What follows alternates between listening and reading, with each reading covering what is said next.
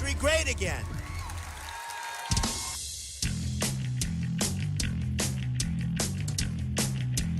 And these are the best and the finest.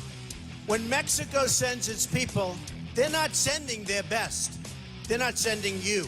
They're not sending you. They're sending people that have lots of problems, and they're bringing those problems with us. They're bringing drugs, they're bringing crime, they're rapists, and some, I assume, are good people. I will be the greatest jobs president that God ever created. I tell you that. I don't need anybody's money. I'm using my own money. I'm not using the lobbyists. I'm not using donors. I don't care. I'm really rich. I'll show you that in a second. Free trade can be wonderful if you have smart people. But we have people that are stupid.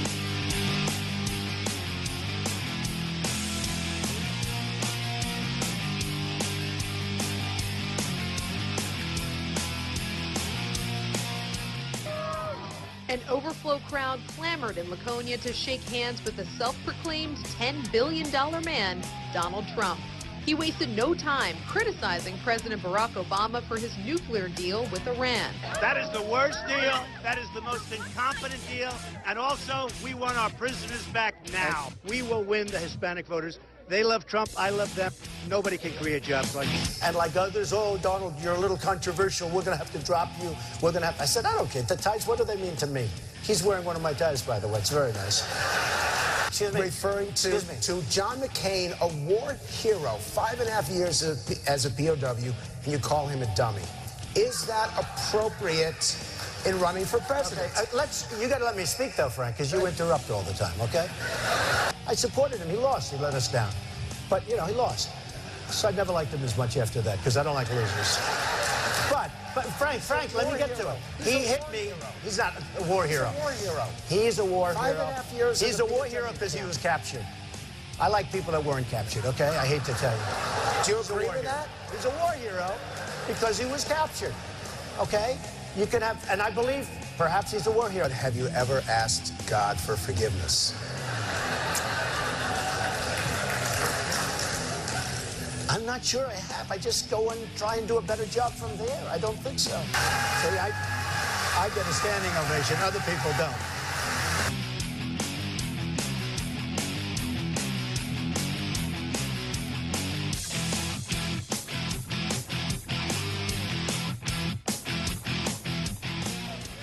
Ladies and gentlemen, please welcome the next president of the United States, Mr. Donald Trump.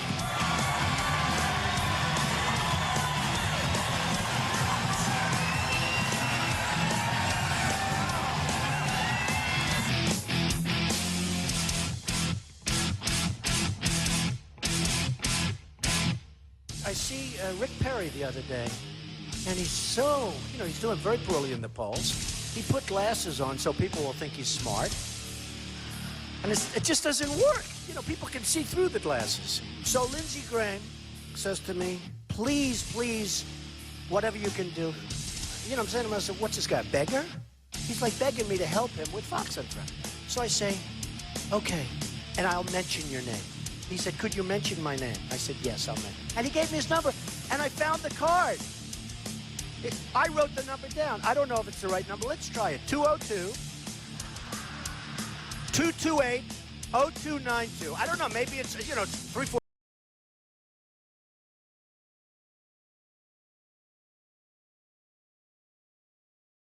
years ago, so maybe it's an old number.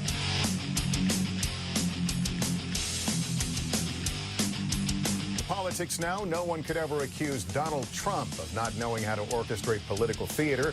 Today, it was a visit to the U.S.-Mexico border to highlight illegal immigration and border security, issues that have propelled him to the top of the polls.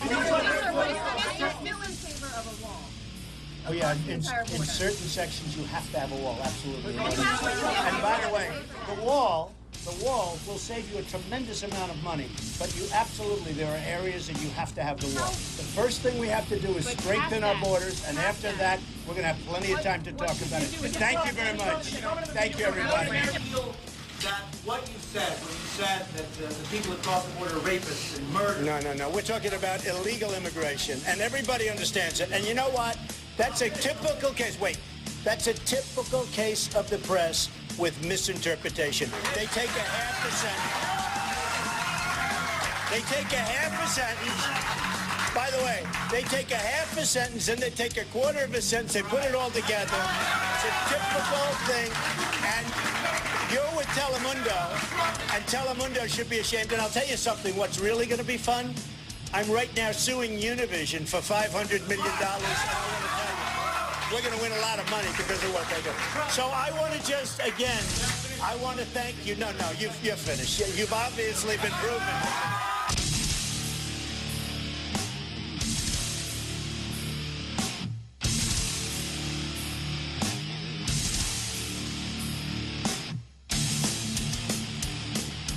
He's already hedging his bets because he's used to buying politicians. Well, I've given him plenty of money. You've called women you don't like fat pigs, dogs, slobs, and disgusting animals. Your Twitter account... Only Rosie O'Donnell.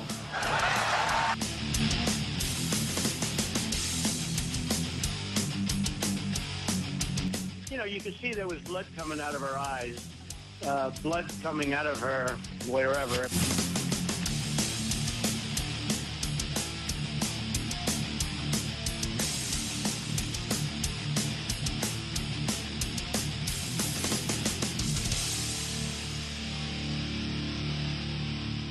I'm joined now on the phone from New York by Donald Trump. Mr. Trump, welcome back to Meet the Press. Thank you, Chuck. Well, you've had 24 more hours to reflect on your comments on Megyn Kelly. Any change this morning? Do you want to apologize? No, there's nothing to apologize. She asked a very, I thought, very unfair question, and so did everybody on social media. What I said was totally appropriate. There was nothing wrong. Only a deviant, and I literally mean that, only a deviant would think anything other than that.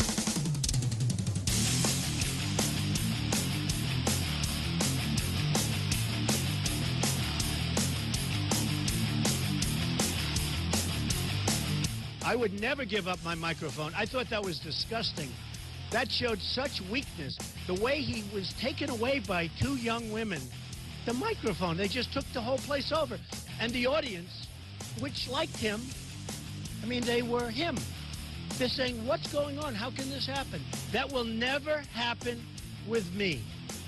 I don't know if I'll do the fighting myself or if other people will. But that was a disgrace. The way they took, I felt badly for him. But it showed that he's weak. I am really enjoying what I'm doing. I love meeting the people. I love meeting the vets. I love meeting the military. I've been meeting people that I would have never met before. I love people. I love this country. We are going to make it so strong and so powerful and so respected all over the world. We're going to bring our jobs back. We're going to bring our money back. We're going to save Social Security. You are going to love President Trump. Thank you very much, everybody. Thank you. Thank you. Thank you. Boston Mayor Marty Walsh challenged you to do the ice bucket challenge. Is that something you'll do? Look, he's a clown, Marty Walsh. I don't even know who he is. This guy, Marty Walsh, he spends all this time and effort and money on an Olympic bid, and then he goes out and you know, he's talking about ice bucket challenges. Get a real mayor. You okay? Jeb Bush said that on women's health issues, he won't fund them. Whose phone is that? You ready? Third time. Ready? Yes, I'm taking questions right now. Yeah. Am I going to take questions? She just asked, Casey, she just asked, am I going to take questions from reporters? What am I doing? Am I taking questions from reporters? They'll tell you I'm taking questions. By the way, unlike Hillary, this is unlike Hillary. Do we agree? And do you agree with me? Does everybody agree with me? They're smart. Let's give them a helicopter ride, okay? Right? Good? I don't know. Let's go see.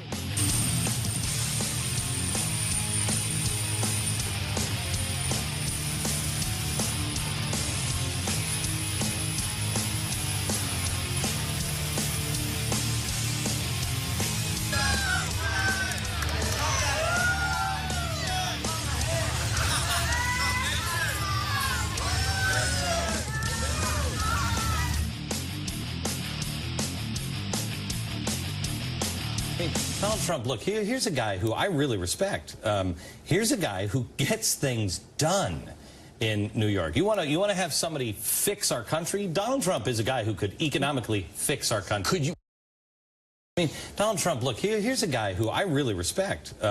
Here's a guy who gets things done in New York. You want to have somebody fix our country? Donald Trump is a guy who could economically fix our country. Could you?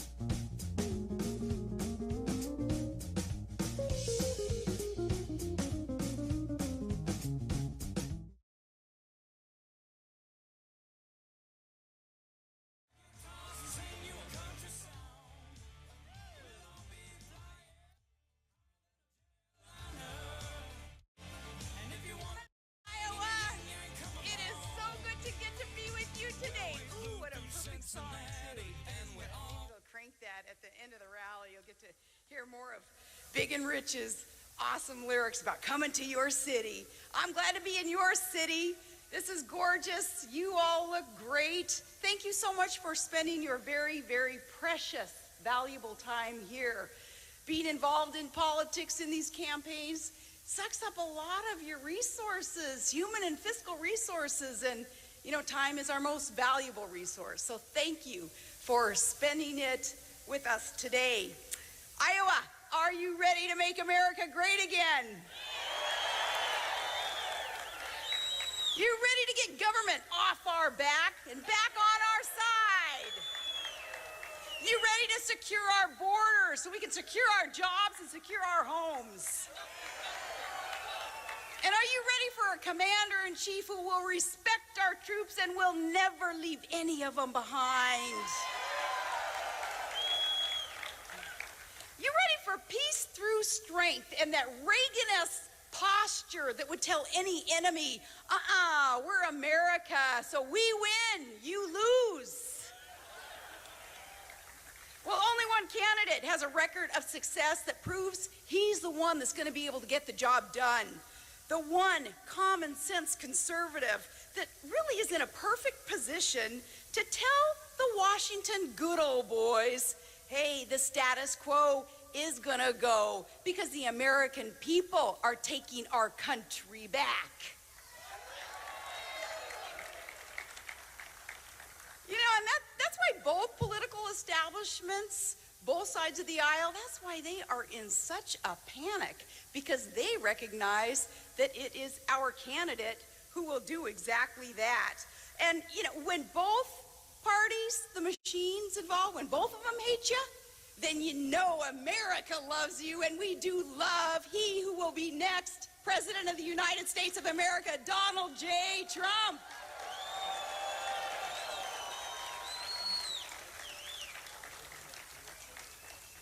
As I suggested, politics being kind of brutal business, yeah, man, you find out who your friends are. That's for sure. And I know that you all probably go through your own battles, maybe with family, with friends, you know, trying to kind of, at least in the arena of ideas, duking it out, trying to find that best candidate to lead the country. Let me give you an example of some of the, I don't know, little tiny bit of brutality. In the grand scheme of things, really, it's not that big of a deal, but you guys will appreciate it because you're from Iowa. We got your good old representative, Steve King, friend of mine, I thought. Well, here I see that just a bit ago, somebody's showing me a story, he's accusing me on MSNBC, first MSNBC, really? I know, MSNBC, of selling my support to Mr. Trump. And this is why, when you read things like this is why people don't really like politics. They know that it's dirty business because people will say things that they know are untrue. But why would a good conservative guy like Steve King from the heartland of America want to say something that he knows isn't true? That just doesn't sound like the heartland of America. Maybe he's forgotten some of his heart in the heartland. He got a touch of that Potomac fever there in D.C. Maybe he's been, I don't know, maybe he's been hanging out in a cornfield too long, huffing ethanol or something, because his accusations here are way off base, and I do want to address it because, hey, I'm not the only one learning from Donald Trump that you stand up for what is right. You stand up for yourself, your family, your community, and especially your country. When somebody says something that isn't accurate, it's not true. No, you don't kowtow and get down in a fetal position and let them clobber you. Heck, we've got a commander-in-chief today who's doing that. The rest of us don't need to do that. Let's lead the charge, teach our president how to fight back. So listen up, Steve King.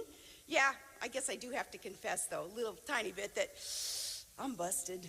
You're right. Yes, Mr. Trump did make me a promise, and I will be better off when it's fulfilled, and I do believe that my kids, they're going to be more secure too. So that is why I'm here today. I'm collecting on the promise.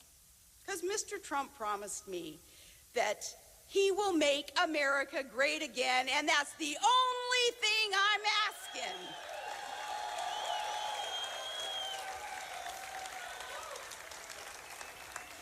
So some of these Republicans, and I'm proud to stand on the planks of the Republican platform, we're right, we are right, and really adhering to them and building upon those planks, America will be made great again.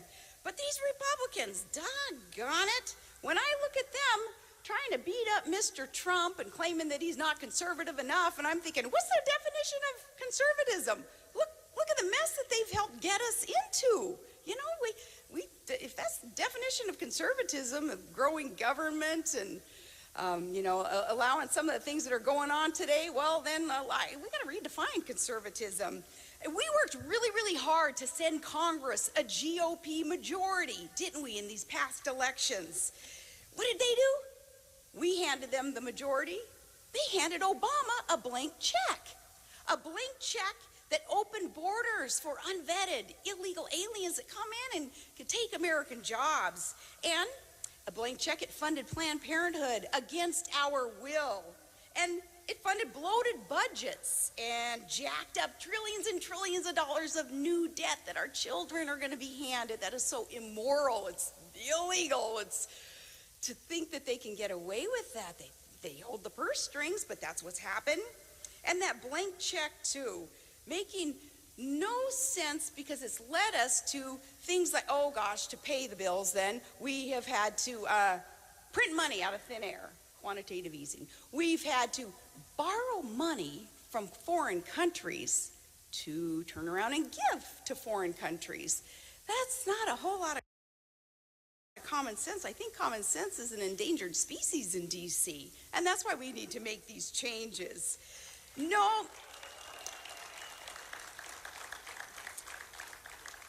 That blank check, too, what it did for crony capitalists, it paid for perks. But really, the only thing that they paid, lately especially, is lip service. Lip service to the idea of reining in, spending other people's money. Their addiction to opium, other people's money, needs to be cured. We know what the cure is. Get someone in there with private sector experience who has had to balance budgets. He has had to produce and not just rely on government and spending that other people's money. We have to be able to have someone in that highest CEO position in the land to turn things around and to teach those within our own party. And hopefully, if some of them aren't a lost cause in the other party, to teach them too how our economy can really get roaring again by doing the right things. No, it's been a lot of talk instead of do. And that's what we hire them to do, is fulfill their campaign promises and rein in this bloated government. Well, Trump's campaign is beautiful because it's exposed all this. And he's exposed it because he's a doer. And Donald Trump, he builds things, big things. You have to ask yourself, what have his opponents ever built?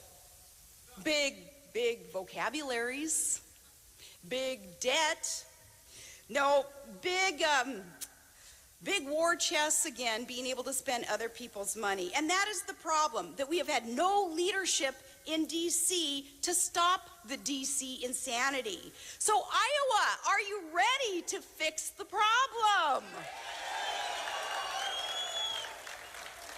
You are going to be leading the nation tonight. It's you, and the eyes of America are upon you. You'll lead the nation in this. You know why Barack Obama really trashed our Constitution and just ran roughshod right on over Congress and rammed those executive orders down our throat? You know why he did that? Because he could. He knew that he could. This, though, this great awakening that you are all a part of is telling those in D.C., those good old boys, that we're not going to take it anymore, that enough is enough. You are part of this great awakening that is so needed, and it's a movement, and it's an energy, and it's a strategy. It's a strategy where we know that it's now or never to make America great again. That's how important this election is. It is now or never. And this campaign was born of that urgency. And really, it is all about you. You who grow our food and teach our children, you who run our main streets and run our factories, own the businesses, and you who fight our wars, you know that we are at a tipping point. It's so funny, though, that the Beltway pundits, so many in the media, they don't know that, though. They won't admit it anyway. They're still saying, dang, I can't figure out this Trump thing. Where's all this energy coming from? And I say, dang, what's not to figure out? We love our country and will fight for it. We love our freedom and will fight for it. A lot of us here, we proudly cling to our God, our guns, and our Constitution. And those who don't, they still want to be with us to fight for it, our rights to exercise that. That is why we are here as a part of this movement. Those who maybe don't believe in those specific values and things that listed there, they still want to fight with us so that we can save the freest, most generous, most exceptional nation in the history of mankind. So what is not to get? We're clear. We're here. Get used to it. We need to send a message tonight, Iowa. We need to be able to count on you leading the charge for the rest of the nation. We're rooting for Donald Trump. And you know why? Because Trump roots for us. He has worked so hard, and he has seized opportunity to earn his success. And he wants that great success for the rest of us too. And he's using it to help his fellow man. He wants that for all of you. He is beholden to no one but we the people. And he is beholden to nothing except doing the right thing to restore constitutional government back into the system. That's the only way we save our republic. So you're here for the right reasons. He's in it to win it. He's running for the right reasons. I thank you from the bottom of my heart for speaking on behalf of so many millions of Americans tonight when you go to caucus and you cast that vote for Trump. He wants that success. He wants the best for all of you. So to make America great again, let me introduce to you the next President of the United States of America, Donald J. Trump.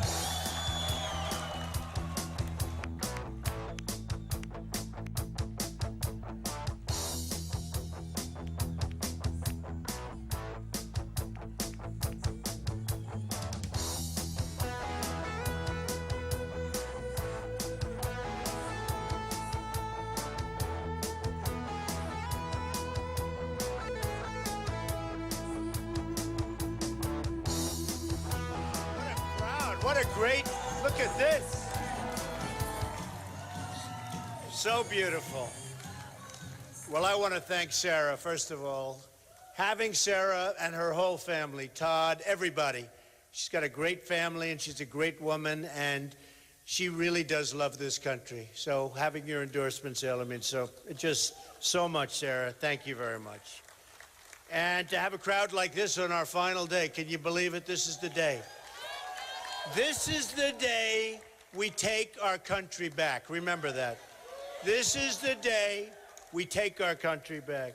So I got a little notice, in case you see, the security guys, we have wonderful security guys. They said, Mr. Trump, there may be somebody with tomatoes in the audience. So if you see somebody getting ready to throw a tomato, knock the crap out of them, would you? Seriously. Okay? Just knock the hell. I promise you, I will pay for the legal fees, I promise. I promise. There won't be so much because the courts agree with us too, what's going on in this country. So over the last period of time, this journey on June 16th. Who would have known that it was going to turn out to be what it's turned out to be? It's been so pleasurable. I've seen so many people. I've gotten to know so many people. We have a movement, and Sarah alluded to it, but we have a movement going. Whether we go to Dallas, we had 21,000 people in the Mavericks Arena, 35,000 people in Mobile, Alabama, 12,000 people the other night in Massachusetts. No matter where we go, we have incredible, incredible crowds that truly love this country. And we are, in fact, going to take it back. You know, our theme is Make America Great Again. It's very simple. It's very simple. We're going to make America great again. Now, you have to stick up for your rights in life. We were talking about this before with a group. And I wanted to debate so badly the other night. I wanted to go back. But when people don't treat you properly, just like when they don't treat our country properly, when Iran, after all we did with the $150 billion, Can you believe that? I can't even think about it. Iran, the deal we made, and then they capture our sailors, they put guns to their head, they make them sit in a begging position with their hands up, and the only reason they released them is because they wanted their $150 billion. I mean, let's not kid ourselves. We have to develop and we have to get respect back for this country. We are not respected anymore. We've had leadership that's grossly incompetent, and it can't go on any longer. This is why on June 16th, I said, I'm running. We're going to do something that's going to be so amazing, and we are going to make our country great again. So, with Fox and with the debate, and you know, we could have broke the record. They had 12 million. The record is close to 25 million. I was in that one. 25 million. We would have broken the record that night, but we did the right thing, and frankly, Fox is great. We're back, we're friends, all of that stuff. But I said, I'm not going into that debate. And we held something in lieu of the debate. I said, let's have a rally for the veterans, right? We love our veterans, right? And at that rally, we raised in 1 hour $6 million. Is that good? So, you know, our veterans are not properly taken care of. It's a scandal. The Veterans Administration is corrupt, it's incompetent, it's run so badly. We have veterans that wait 6 days for a doctor in a waiting room. Can you imagine you go to a waiting room, you've done so much for the country, you were wounded, you're not feeling well, something could be very, very, I mean, you see what's happening with the death. Something could be minor, and you're waiting 6 days and it turns into be major. So what we did, we raised this money, and we're giving it out, and we just gave out a check for $100,000 a little while ago. We're giving out another check, and they can bring it up, and we're going to deliver it right there. It's Mulberry Street Veteran Shelter. They do an amazing job, and we have been very careful. We're giving this, but bring it up, Dan.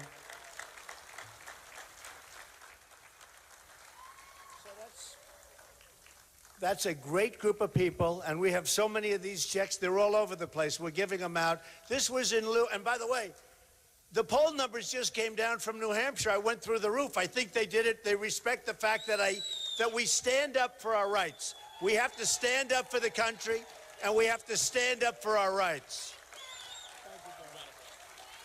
So congratulations to Mulberry Street. We don't win anymore. Our country doesn't win. We used to win. We used to win plenty. We used to have great generals. We used to have General George Patton, General Douglas MacArthur. We have the potential to have great generals now. You look at Annapolis and West Point.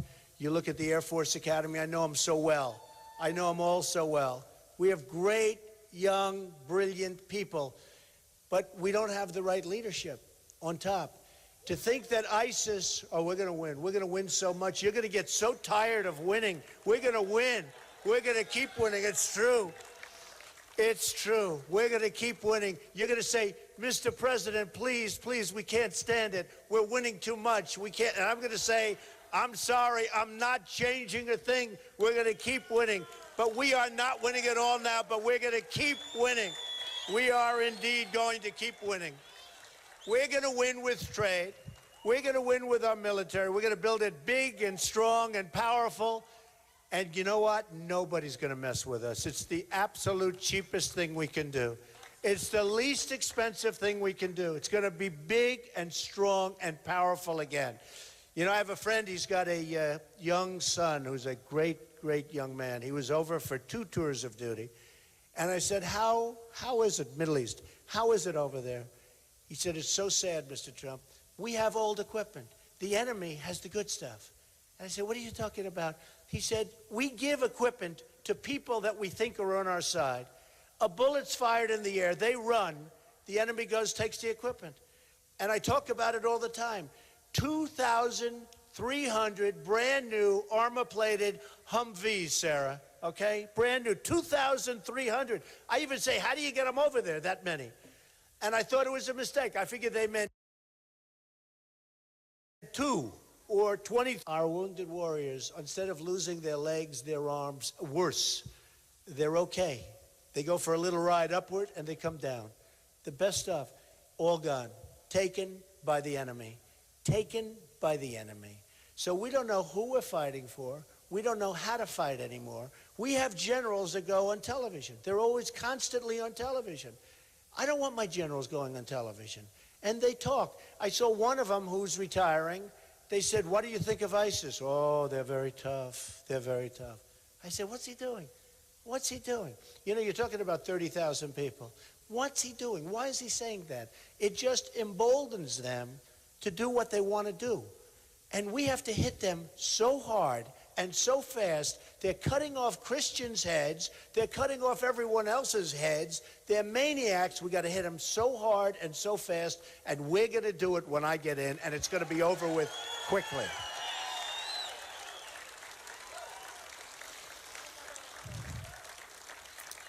We have to be unpredictable. You know, it's the system and whoops, we have a protester. Oh, good. I hope we have a protester over there. Camera, show them how many people are in this room. Get out of here, please. Get them out.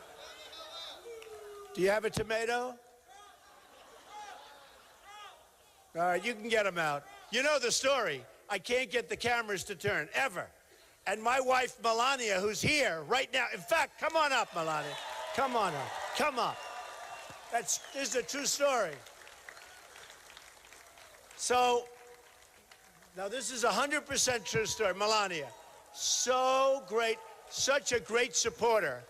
Unbelievable. She said, you know, if you run, I can't get the cameras to turn, ever. And my wife, Melania, who's here right now. In fact, come on up, Melania. Come on up. Come up. This is a true story. So, now this is 100% true story. Melania, so great, such a great supporter. Unbelievable. She said, you know, if you run, you will win. I said, what do you mean? She was my pollster. She turned out to be my pollster. She said, people love you and they respect you. If you run, and actually run, she said, if you just say you're going to run, they're never going to go with you because they're going to say it's never going to happen and it's not going to poll. I said, but I said it and they don't want to put it in the poll. She said, you have to actually say you're going to run, and if you run, if you go out and actually run, you're going to win. So that, you know, a lot of things have happened. But I have to tell you, she says to me every time I come home, how big, how great was that audience? Like in Dallas, the audience was unbelievable. This big stadium, and it was packed in Mobile, so many places, Oklahoma, 20,000 people. And I'll say, did you see that crowd? She'll say, no, didn't see it. Didn't see it. Why? They never showed. All they do is show your face. They never show the crowd. And the only time they show the crowd is when there's a protester. So I love our protesters. And I actually thought 100% that these cameras, you know, they're new, beautiful. Look at all those networks back there. Look at all those lights on. Every one of them. Every time I make a speech, it's live. I'd rather make speeches someday when it's not live. But you know what? Those cameras, I thought they were fixed, like they couldn't turn, because they never move. And then one day we had a protester, not so long ago, rough guy, big voice, sounded like Pavarotti, and he was throwing punches. He was swinging. He was hitting people, throwing punches. And I was rough. I said, get him out of here. I was much louder than that. Get him out. Get that guy out of here. Beat the hell out of him. Who cares? And I'm screaming. And the next day, and this guy was a bad guy. He was a rough cookie.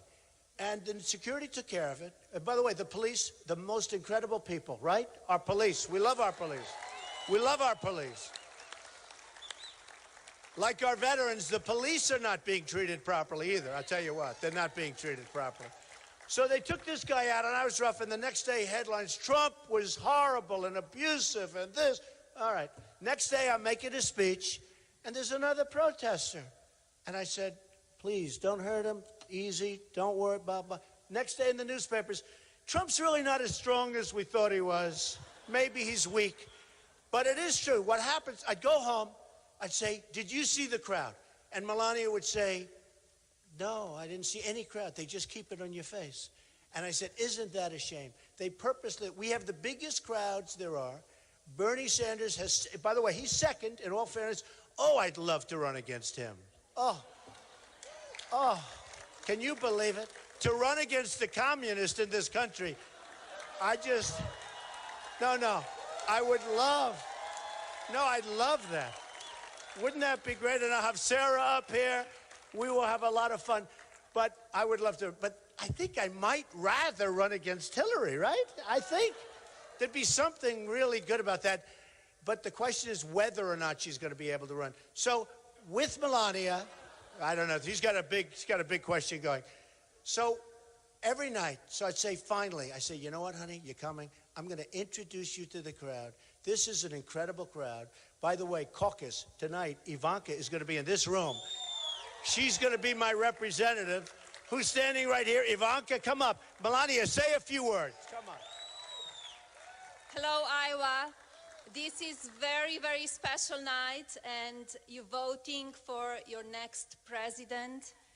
The man who will work for you, who will work with you. And who is that man?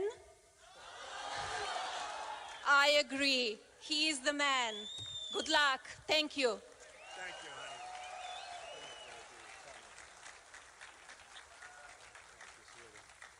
This is so nice. You know, this is like the last speech before the big event. I'm going to go home. I'm going to let Ivanka really work up here tonight. She's staying right here because in this room at 7 o'clock, she's going to convince everybody to caucus properly, meaning Trump, right? And if she doesn't do a good job, I'll say, Ivanka, you're fired. So we're going to have a good time. Ivanka, say a few words, honey. Hi, everyone. It is so nice to be here, and hopefully I see all of you and then some back tonight. So that's when it really counts. My father has been working unbelievably hard his whole life, but now he is dedicated to working unbelievably hard for each and every one of you and people all over this great country. In order to do that, you have to show up 7 o'clock tonight, be here, and I have no doubt, and I can say without equivocation, my father will make America great again. He will make you very, very proud, and he will exceed your expectations. So let's bring that to fruition, and it all starts here. Thank you all very, very much.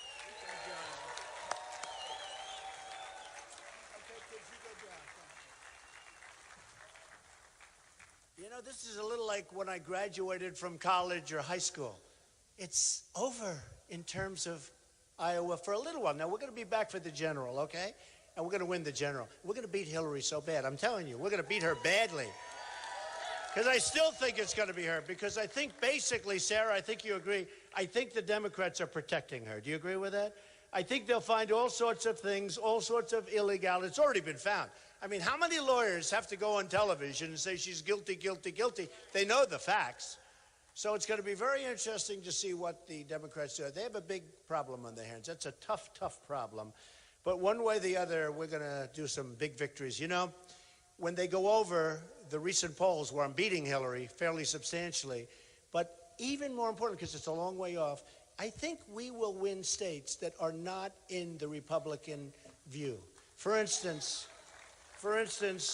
numbers came out the other day really great in Michigan. Well, we're not going to win Michigan. The other people are not going to win Michigan. It's going to be, you know, you have your little formula. You have to win all 6 of 6 states. I really think we have a lot of margin, and I think we'll win those 6 anyway. But we're going to win Michigan. We're going to win Ohio. We're going to win Florida. You know, in Ohio, and I like Kasich. I like him. But in Ohio, in the poll, I'm leading him by a lot, right? And then in Florida, I'm at 48. And Marco, who I also like, is at 11. And Jeb Bush, he says low energy. Did any phrase ever hit a human being like low energy hit Jeb? Boy, you know, he spent, the only reason I don't feel badly about it, he spent $25 million on negative ads on me. 25. I say, who is this guy? What's he doing?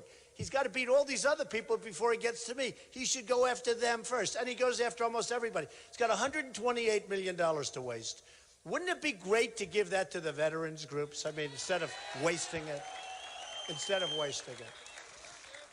So I think we're going to win states that were never in the vocabulary. They were not going to be won by any Republican. And, you know, you look, and you just look at the kind of poll numbers. When Florida is at 48%, and that's 48, A study came out the other day, a poll of sorts, said that Trump does great with the African-American community. And I know I do. I knew that. And they actually came up with a number of 25%. And they said, you know, if Trump got 25%, no Republican gets more than 6 or 7%. They said, if Trump got actually 25%, the election's over. It's actually over. You have yourself a Republican, and you have somebody that's going to do a great job for you. And we're going to do great because we're going to bring back jobs. We're going to bring them back from China. We're going to bring them back from Japan. We're going to bring them back from Mexico, who's doing a big number on us. I love Mexico. I love the Mexican people. But their leaders are too smart for our leaders. They're too cunning for our leaders. Their leaders are doing an unbelievable job. I wish our leaders could do the same job to other countries. But again, we don't win. We never have victory. So we're going to change that. You look at China. Take a look at what's going on. And I talk about, because that's really, they have got us figured so beautifully. And then they come over, their leaders come over. We give them fancy state dinners. We roll out the red carpet. You got to talk. You got to negotiate. You don't have to have these dinners that last for 7 hours. You got to talk, and you got to negotiate, and you got to get them back on track. They're devaluing their currency, which I don't think Obama even knows what the hell it means. They're devaluing their currency. They're making it impossible for our businesses to compete. Impossible. And again, I don't blame them. The largest bank in the world is a tenant in one of my buildings in Manhattan, okay? The largest in the world. They definitely pay their rent on time, I want to tell you. They are so big. You talk about a bank too big to fail. This bank blows everything away by many times. So I have the biggest bank. I sell condos to these people for millions and tens of millions of dollars. Everything is good with China. The problem is their leaders are too smart and too cunning for our leaders. Our leaders can't handle them. And what's happening is when they start devaluing, you know, when they devalued about 6 months ago, they devalued the largest devaluation they've done in 2 decades. And I said, wow, that's amazing, because we figured that was the end of it.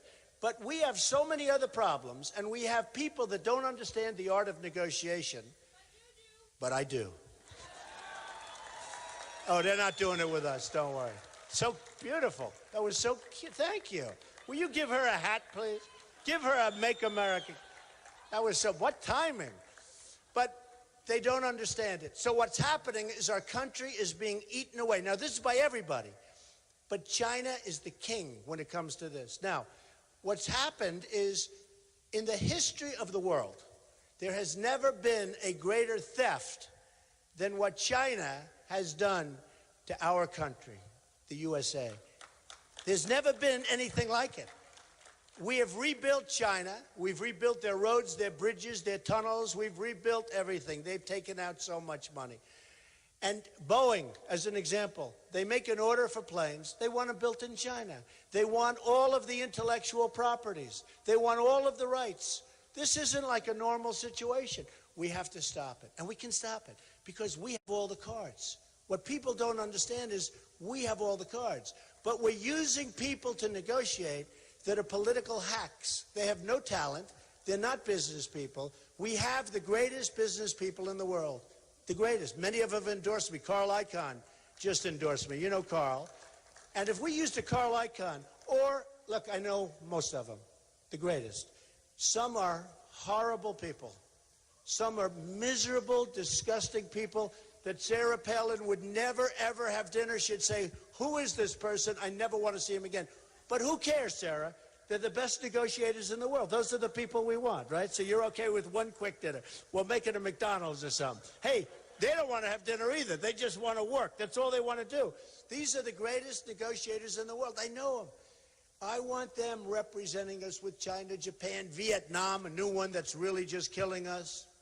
They're going to represent us.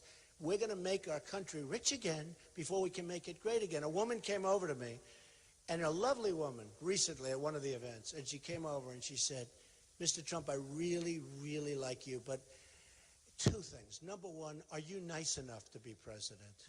I said, honestly, I think I'm a really nice person. I love people. I love helping people. That's why I'm doing this. We're going to straighten out the country. It's such a mess. I said, I really think I'm nice, but I don't think it matters that much anymore. I think people want competence. They want toughness. They want straightness. They also want heart, because we're going to get rid of Obamacare, and we're going to repeal it and replace it with something that's so good and so much less expensive.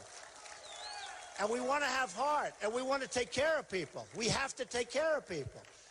So she said that. She said, okay, I can understand that. I said, it really isn't about niceness, but I think I'm a nice person. Then she said, but I don't like when you say you're going to make the country rich again, Mr. Trump. Now, this was obviously a pretty naive woman, in all fairness. As I tell the story, I say, you know, I liked her a lot, but it's pretty naive. I said, look, here's the story. It may not sound great, and it may not sound even politically correct, which is a good thing, not a bad thing, because this political correctness is out of control, totally out of control. But I will tell you this. We right now, in terms of everything that we're doing, we're going to make our country rich as hell. We're going to take it back. We're going to create all of these things that we created. We're going to get rid of the regulations. I have so many people in small businesses, people that have farms, people that have where a little puddle forms and they consider it a lake, and you have to get environmental impact studies to get rid of your puddle.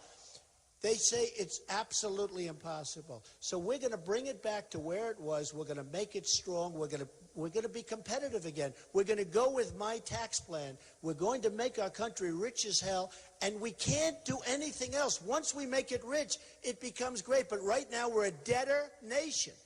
$19 trillion going now because of the really horrible budget just approved by the Republicans in one day. It's going to be $21 trillion. So we're going to make our country rich. We're going to make our country great. We're going to do all of these things. And we're going to start winning big on trade. We're going to start winning big. And we're going to create borders that are as good as any borders anywhere in the world. They're going to be strong. They're going to be powerful. They're going to be amazing. And then we're going to build a wall. And the wall... And this is a real wall. This isn't a wall that's, you know, like the little walls we have where they drive the trucks over. I even say, you ever see the pictures? I saw one today. They have a wall, and they just build a ramp, and they drive the trucks over it, loaded up with drugs. So we get the drugs, and they get the cash. Comes back. Hard to believe. They build ramps right over these little walls. The walls I build, see that ceiling? Figure quite a bit higher. These are walls that if somebody gets up there, they're not coming down very easily. Nobody's getting up there. We're going to have real border security, and people are going to come into our country, but they're going to come in legally. They're going to come in legally. We're going to have a country again. So all of these elements we're doing, it's not that hard. We can't continue to go this way because we won't have anything left. But it's not that hard. When they say it's going to take 25 years to balance our budget, and you hear it, the politicians, they're all talk, they're no action, they'll never get it done, folks. I dealt with the politicians beyond anybody. Nobody knows politicians better than Donald Trump. I will tell you, they are all talk, they're no action, they're good for one thing, getting reelected over and over again, using people's money from their lobbyists, from their special interests, using people's money, and it's not going to happen anymore. You know, a lot of times you see these really dumb deals, and you'll say, that's dumb, it doesn't make sense.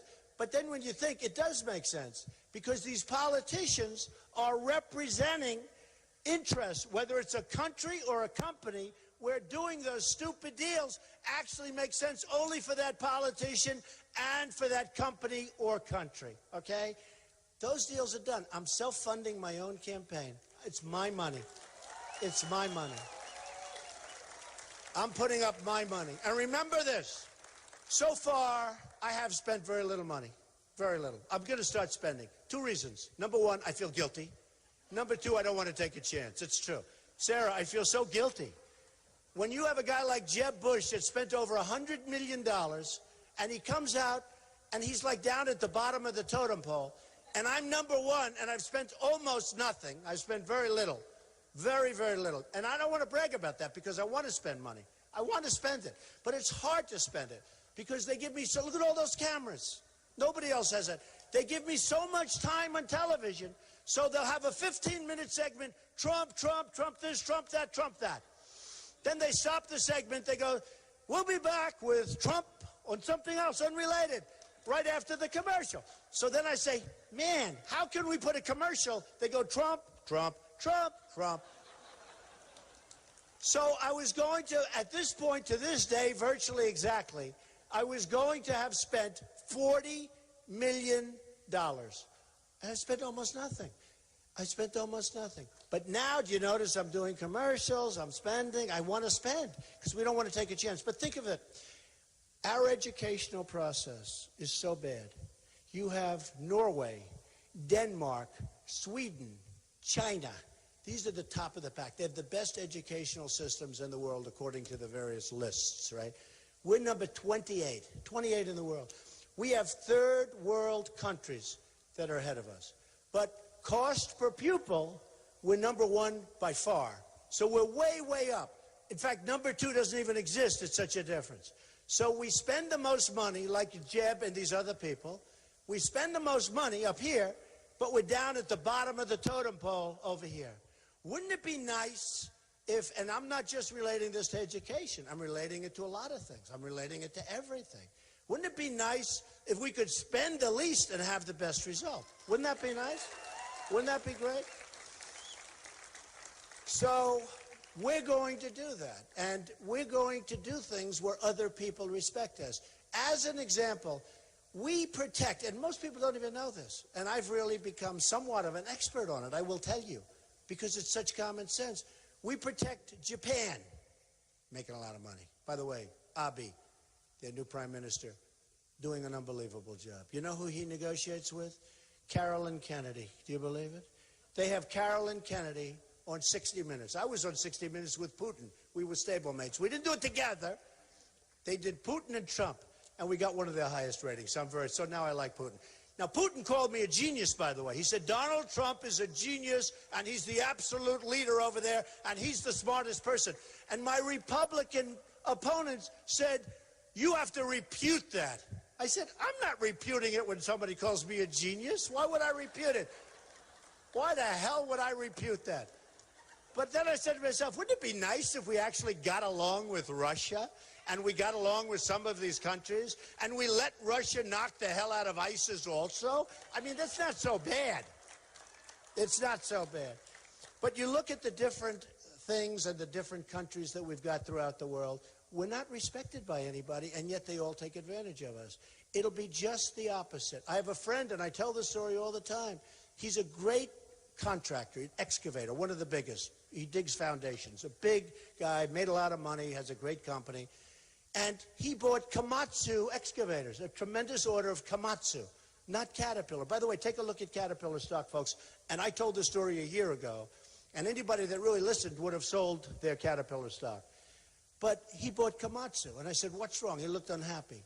I told my wife, I told Melania, I said, you know, he's like unhappy. Because all his life he bought Caterpillar. He said it was impossible to compete.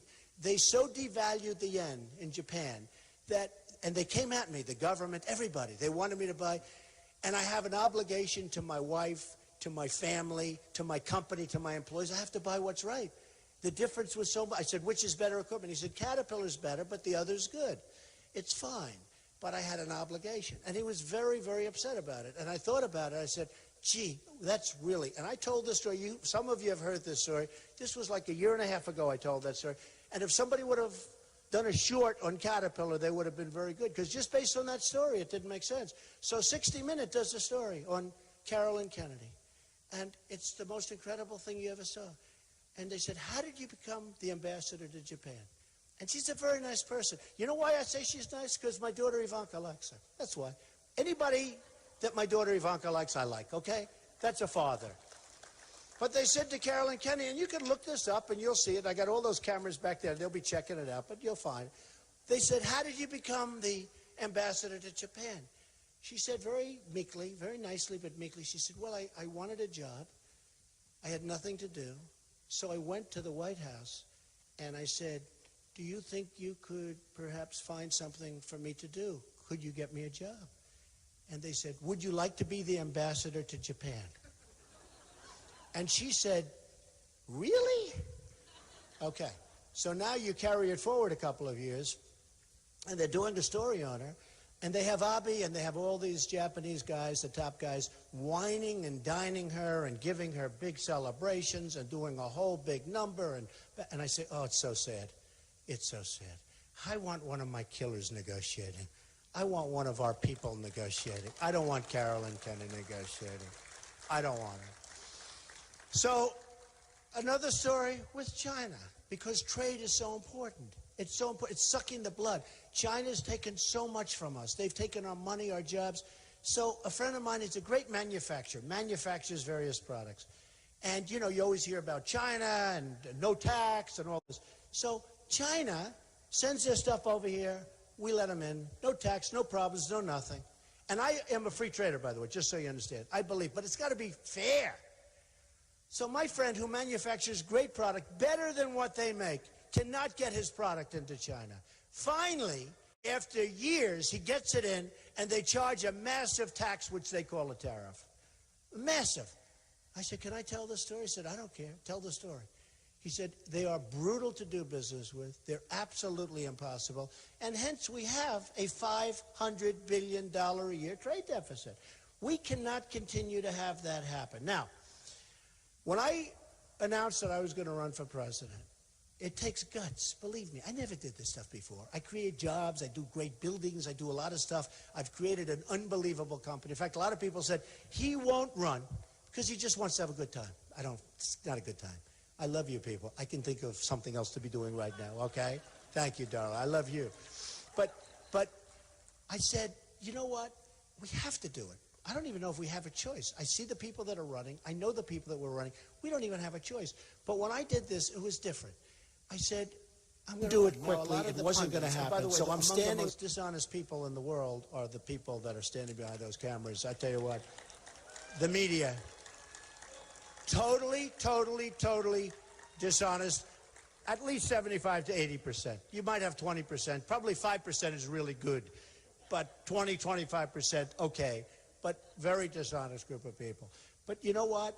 We had to do something. We had to do it fast. If we didn't do it quickly, it wasn't going to happen. So I'm standing at the top of the escalator with Melania. I took a deep breath. I looked down at Trump Tower. It was like the Academy Awards. There were so many cameras. And I said, is this true, honey? I said, let's go. It's not something I really... I had to do it, but it wasn't that I wanted to do it. And everybody said, the pundits all said, oh, he's not going to run. He's just toying. He's just doing this. He's just trying to build up ratings for The Apprentice, which, by the way, they wanted to renew for 2 more years. And I turned him down because of this. Steve Burke, a great guy, came up to my office from Comcast, great guy. And he wanted to renew for a long time, for as long as I want.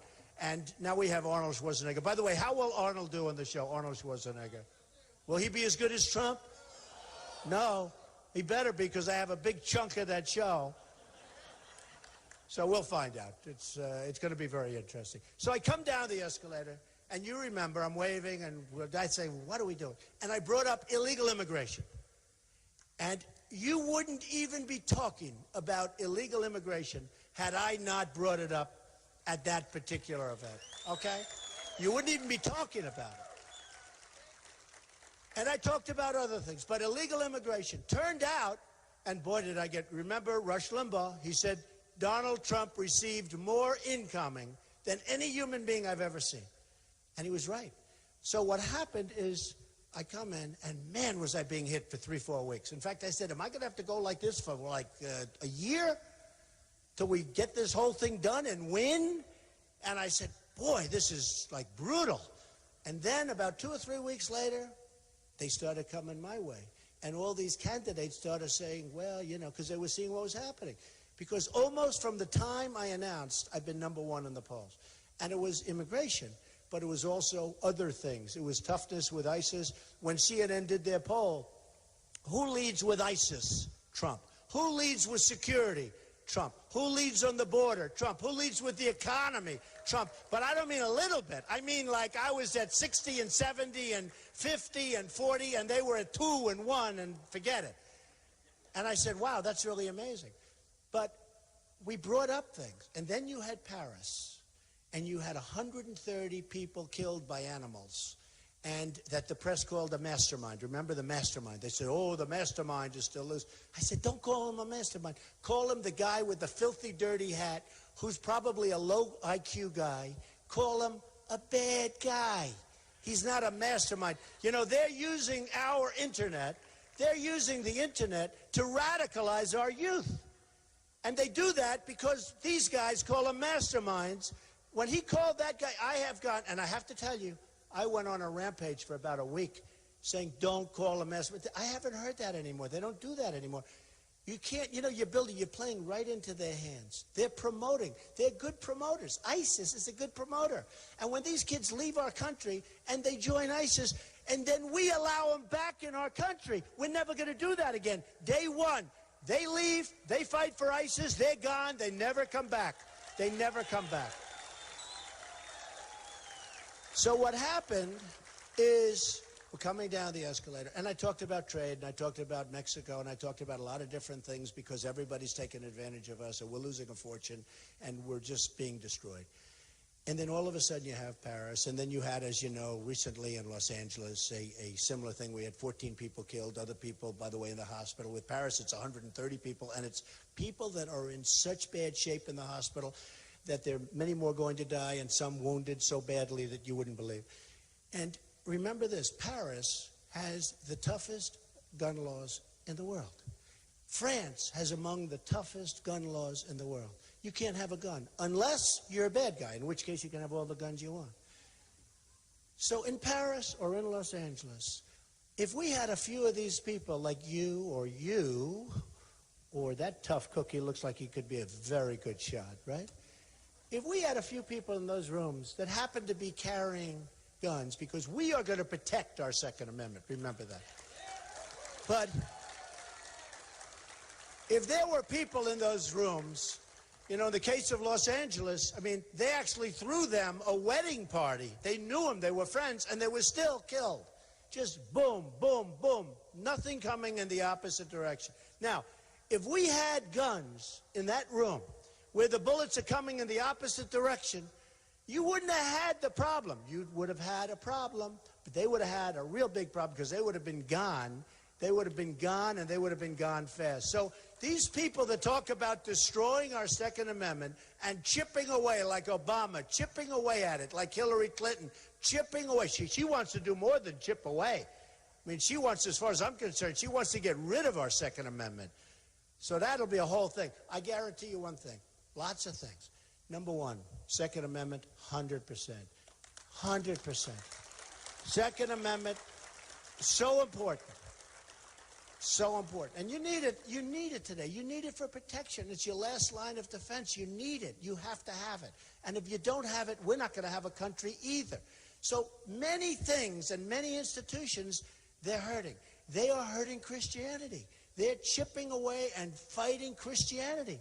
You know, I came up the other day and I said, fairly recently at an event, I see the hatred, the total hatred, radical Islamic terrorism. We have a president that refuses to use the words. No matter what happens, even though it's 100%, refuses to use the words. I said, we have to take a moratorium. We have to see what's going on. We have too much hatred. There's so much hatred. You see the danger and the problem that two young people that got married, that became radicalized, have done.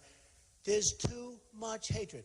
Again, like what I did at the opening, I took tremendous heat. 2 weeks later, everyone's saying, Trump is right, we have to study it. There's such hatred. He's the only one with the guts to say it. I don't want to say it, but they say he's the only one with the guts to say it.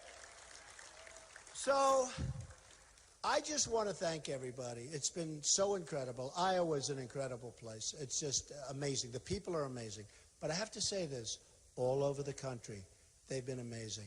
This is about the last speech that I'll be making in this position in Iowa, and it was special to me to come and do it, even though I had to drive through some pretty rocky areas, right?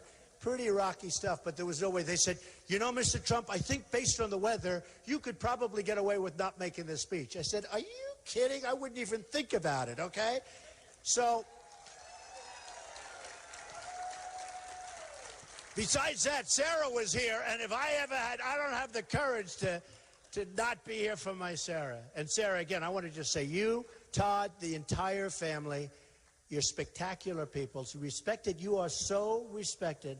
And there is a group of people, and it's a damn big group, they'll do anything for you. So stand up, Sarah. I just want to thank you once again. Sarah Palin, everybody.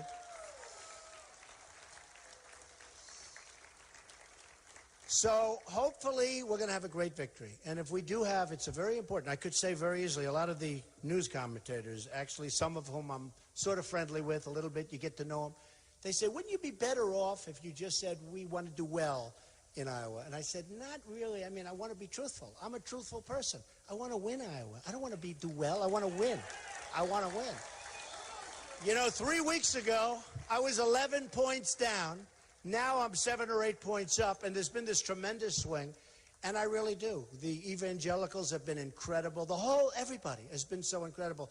So I could say, I'd love to. I love you all. Whatever it is. Make sure you caucus tonight. I don't want to take the safe way.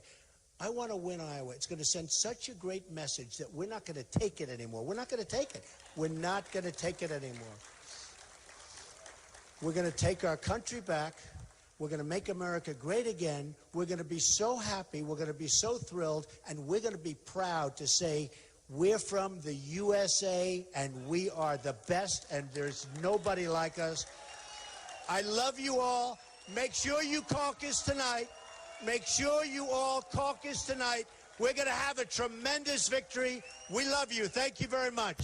Thank you. Thank you, everybody.